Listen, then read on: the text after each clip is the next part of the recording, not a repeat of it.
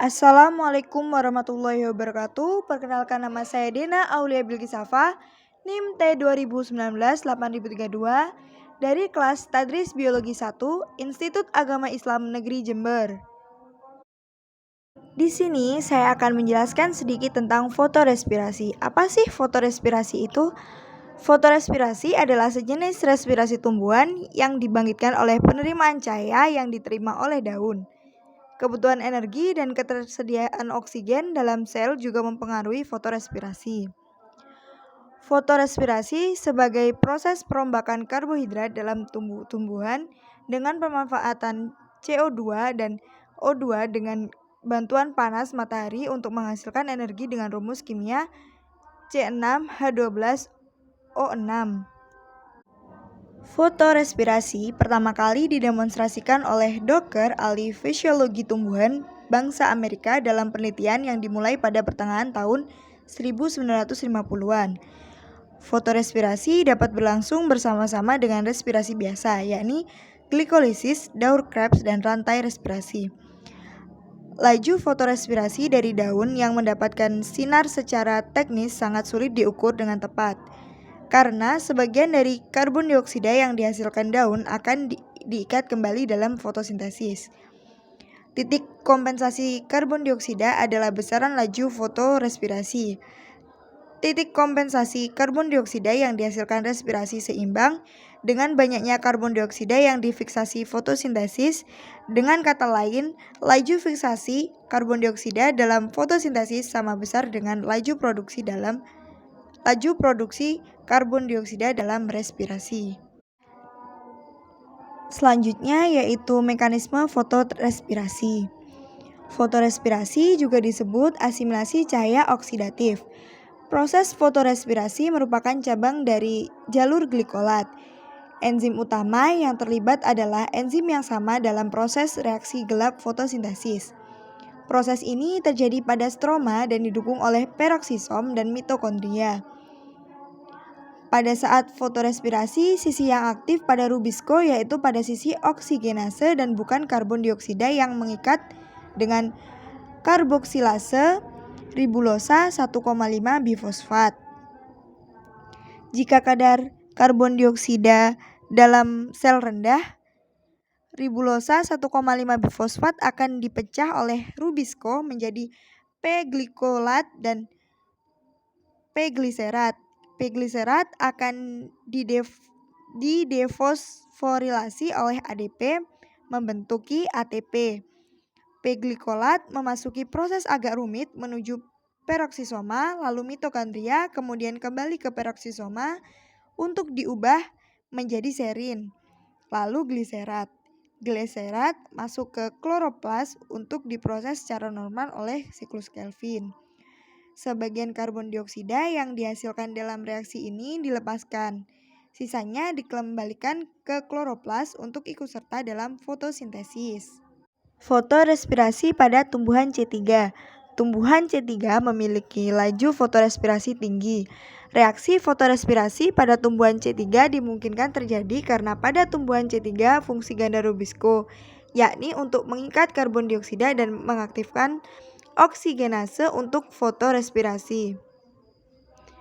Asam glikolat adalah substrat fotorespirasi yang terbentuk dari asam fosfoglikolat, yaitu asam yang terbentuk dari ribulosa 1,5 difosfat atau RUDP yang ada pada siklus Kelvin. Apabila RUDP bereaksi dengan karbon dioksida dengan bantuan enzim RUDP, karboksilase akan menghasilkan 2 molekul 3-PGA atau asam 3-fosfogliserat. Apabila bereaksi dengan oksigen dengan bantuan enzim RUDP, oksigenase akan menghasilkan 1 molekul 3-PGA dan 1 molekul asam 2-fosfogliserat. Selanjutnya, asam 2-fosfogliserat akan mengalami defosforilasi menjadi asam glikolat. Kemudian asam glikolat masuk ke periksosom yang terdapat dalam mesofil. Pada sisom terdapat dua enzim yaitu asam glikolat oksidase dan katalase. Enzim tersebut berfungsi untuk mengoksidir asam glikolat menjadi asam glikolat glioksilat dan kemudian mengubahnya menjadi glisin. Terbentuknya glisin di mitokondria dan kombinasi dua molekul glisin akan membentuk satu molekul serin dan karbon dioksida. Akhirnya serin keluar dari mitokondria dan diubah menjadi karbohidrat. Faktor yang mempengaruhi terbentuknya asam glikolat adalah konsentrasi karbon dioksida dan oksigen di atmosfer. Selanjutnya, fotorespirasi pada tumbuhan C4. Reaksi fotorespirasi pada tumbuhan C4 sangat rendah terjadi karena pada tumbuhan C4 memiliki enzim pengikat karbon dioksida atau PEP sehingga tidak terjadi kompetisi antara karbon dioksida dan oksigen karena PEP hanya mengikat karbon dioksida. PEP akan langsung membawa karbon dioksida ke RUBP sehingga menekan terikatnya oksigen pada RUBP. Rendahnya fotorespirasi pada tanaman C4 menyebabkan tanaman C4 lebih produktif dibanding tanaman C3 dan CAM. Untuk menekan fotorespirasi, tumbuhan C4 mengembangkan strategi ruang dengan memisahkan jaringan yang melakukan reaksi terang, sel mesofil, dan reaksi gelap, sel selubung pembuluh atau bundle seed. Sel-sel mesofil pada tumbuhan C4 tidak memiliki rubisco. CO2 karbon dioksida yang disemat oleh fotosintesis pada tumbuhan C4 bereaksi dengan asam fosfoenol pirufat dalam sel mesofil sehingga terbentuklah asam malat, tetapi beberapa tumbuhan C4 ada juga yang menghasilkan asam aspartat. Asam malat atau asam aspartat diangkut ke mesofil dan masuk ke seludang pembuluh, selanjutnya mengalami dekarboksilasi. Karbon dioksida yang dihasilkan akibat dekarboksilasi akan disemat oleh RUDP karboksilase, kemudian diubah menjadi gula dan produk lainnya melalui lintasan pentose fosfat reduktif. Pola pergerakan karbon dioksida dalam fotosintesis tumbuhan C4 berawal dari atmosfer masuk ke mesofil, kemudian ke kloroplas, sel seludang pembuluh. Sel seludang pembuluh dikelilingi oleh sel mesofil dan mengandung enzim fosfoenol pirufat atau PEP karboksilase pada daur asam dikarboksilat yang berperan menyemat karbon dioksida. Kemudian yang terakhir, fotorespirasi pada tumbuhan CAM. Pada tumbuhan CAM terjadinya fotorespirasi sama dengan tumbuhan C4. Pengikatan molekul oksigen terjadi pada malam hari. Strategi yang diambil tumbuhan CAM bersifat waktu temporal, yaitu memisahkan waktu untuk reaksi terang saat terkena cahaya matahari penuh dan reaksi gelap di malam hari. Stomata tanaman CAM membuka pada malam hari dan menutup pada siang hari. Jika malam hari kondisi udara kurang menguntungkan untuk transpirasi, stomata tanaman CAM membuka.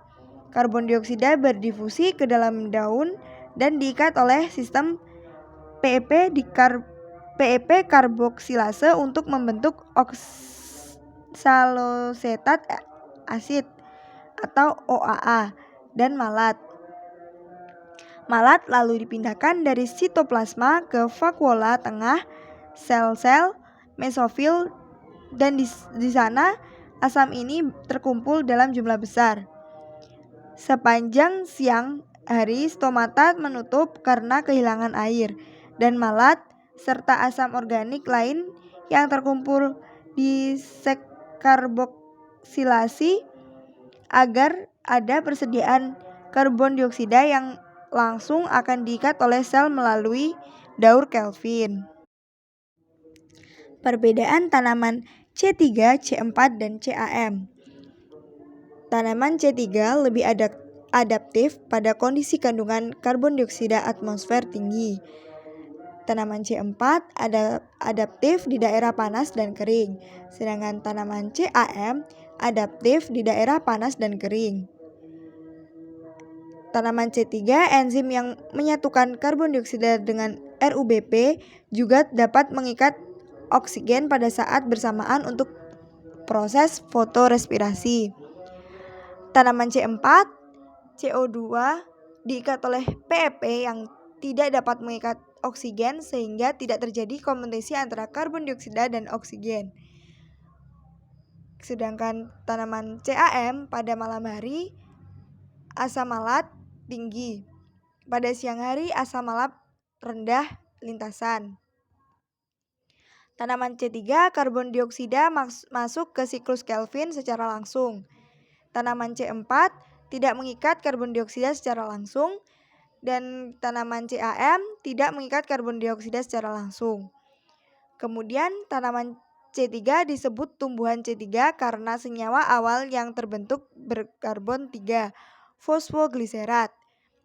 Kemudian tanaman C4, sel seludang pembuluh berkembang dengan baik dan banyak mengandung kloroplas. Dan tanaman CAM umumnya tumbuhan yang beradaptasi pada keadaan kering seperti kaktus, anggrek, dan nanas. Yang terakhir, tanaman C3 sebagian besar tumbuhan tinggi masuk ke dalam kelompok tumbuhan C3. Tanaman C4 fotosintesis terjadi di dalam sel mesofil dan sel seludang pembuluh. Tanaman CAM reduksi karbon melalui lintasan C4 dan C3 dalam sel mesofil, tetapi waktunya berbeda. Fungsi fotorespirasi. Yang pertama yaitu penghasil energi alternatif bagi pertumbuhan tanaman. Kemudian yang kedua penghasil asam amino. Kemudian yang ketiga menyediakan karbon dioksida. Dan yang keempat adalah mengasimilasi karbon dioksida dan NH3 sebelum digunakan pada proses fotosintesis. Sekian, terima kasih, kurang dan lebihnya mohon maaf. Wallahul muwaffiq ila aqwamit thoriq. Wassalamualaikum warahmatullahi wabarakatuh.